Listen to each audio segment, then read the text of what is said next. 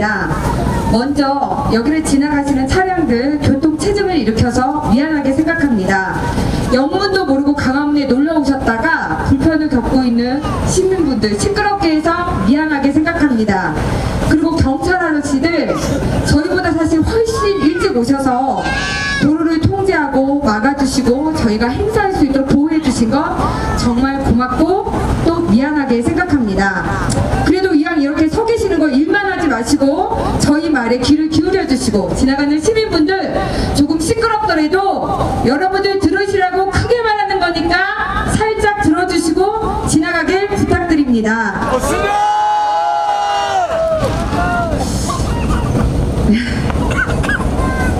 저는 이 정권이 여러가지 경제정책을 실패해서 살기 어려워진 걸 가지고 말하려고 나온 것이 아닙니다.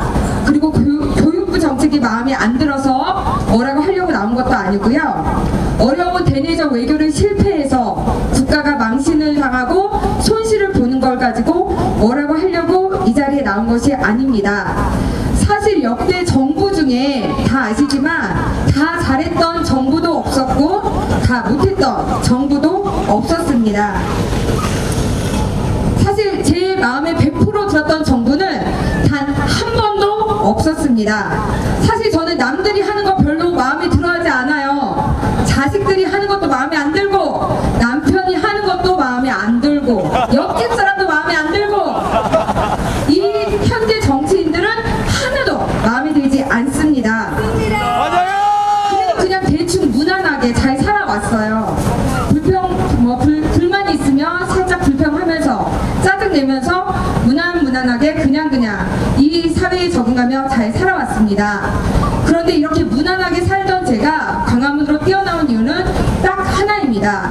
바로 이 문재인 정권이 이 나라를 뿌리채 흔들고 있기 때문입니다. 저와 제 가족이 타고 있는 대한민국이라는 큰 배가 자유민주주의 또 시장 경제라는 중심을 잡지 못하고 기우뚱 세월호처럼 침몰하는 모습을 봤기 때문에 이 자리에 나온 것입니다. 쉽게 말하면 나만의 북하나, 즉 제가 살기 무난했던 이 대한민국은 사회주의와 공산화라는 움직임이 보였기 때문입니다.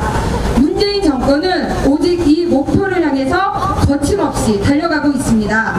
그러다 보니 자연스럽게 경제도 어려워지고 교육도 무너지고 대내외 외교 정책은 엉망진창이 되어버린 것입니다. 사실 역대 정부들도 잘한 것이 없지만 살짝 고장이 나면 고쳐서 쓰면 됐어요. 근데 이 문재인 정권은 대한민국을 아예 침몰시키고 있는 것입니다. 경제도 교육도 외교도 기타 등등 안보가 무너지고 체제가 무너지면 다 소용없다라는 겁니다. 그러니까 이거는 제 마음에 들고 안 들고의 문제가 아니라는 것입니다.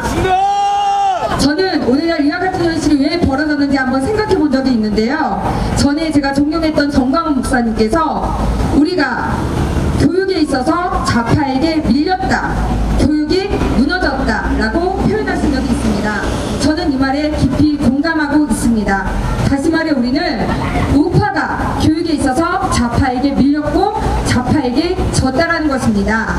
저들은 일찍부터 대학교로 파고들어 주사파 교육을 시작했고 사회주의 교육을 통해서 자기 사람들을 만들어놨습니다. 지금 그들이 사회 곳곳에 파고들어 이 사회에서 자기들의 사상을 꽃피우고 있는 중입니다. 정교조, 민노총, 민병, 그리고 여러가지 언론, 인터넷, 미디어 매체들, 문화예술계, 심지어 국방부까지도. 그중에 제가 가장 걱정하는 것은 우리 자녀들이 노출되어 있는 교육의 현장입니다. 우리 아이들이 사실 많은 시간을 보내고 있는데요. 이 학교에서 좌파 교육에 무방비로 노출되어 있고 또 많은 영향을 받고 있습니다. 사실 저희 아이가 초등학교 6학년이 있는데 이 아이가 학교에 가면 담임 선생님이 종종 이승만 정부에 대한 부정적인 말들, 이 대한민국 정부에 대해서 부정적인 평가들을 아이들에게 얘기한다고 합니다.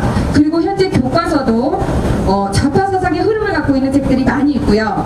제가 아이들 어렸을 때 서점에 위인전이나 세계 역사 또 한국 역사책을 구매하려고 가보면 선택할 수 없을 정도로 80~90% 정도가 좌파 사상의 흐름을 기본으로 하고 있습니다.